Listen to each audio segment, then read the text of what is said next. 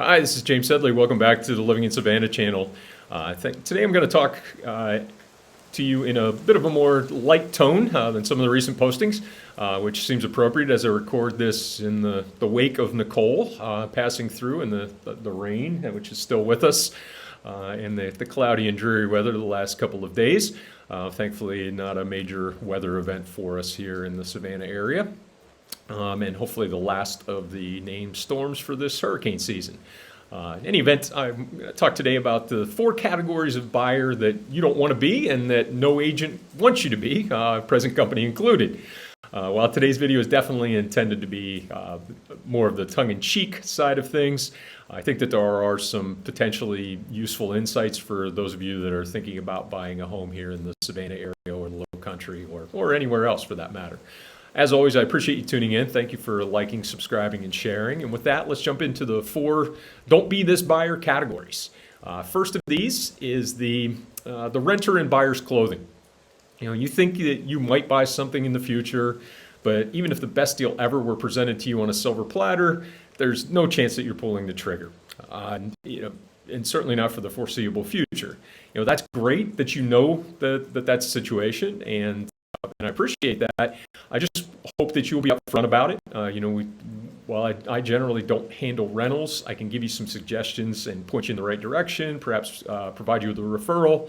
And then, when the time is right, now we can be talking about what that buyer timeline looks like for you and what you should be doing to prepare, even if you're not planning to buy for 2, 3, 5 years. We can have those conversations, but it doesn't make sense for us to be out actively looking at properties together and the like. That brings us to number 2, and that's the market denier. You know, this is you may be saying that houses shouldn't cost this much, so I'm going to shop above my budget, or I'm going to insist on offensive lowballs.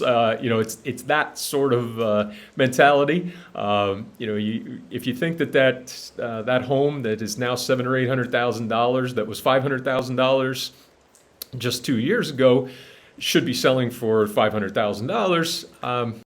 The reality is that it isn't, and likely won't be for a significant period of time, if ever again. So you just have to recognize that the market is what the market is, and that's the reality of it. Whether we like it or not, whether we'd prefer for the situation to be a little bit more tilted favorably toward the buyer side of things, it isn't today. So just come in with the recognition of what the reality is in the market.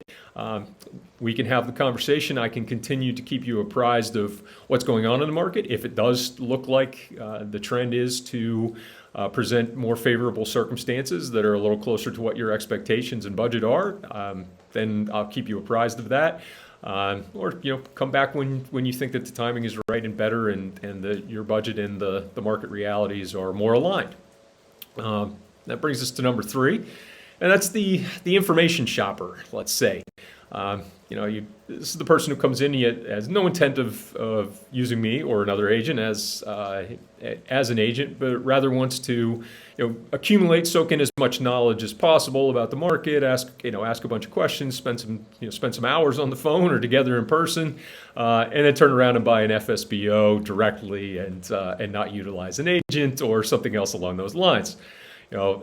My video catalog is out there and continues to grow, and I certainly don't expect you to work with me without us connecting one-on-one to have some conversations and make sure that we're a good fit for each other.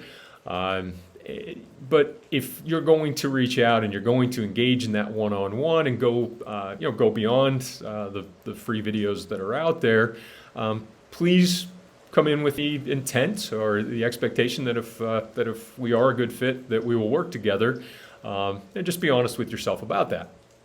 And that brings us to number 4, the last of our categories, and that's the real estate tourist. Often this is the person who gets in touch right before traveling to the area, or perhaps while they're already in the area.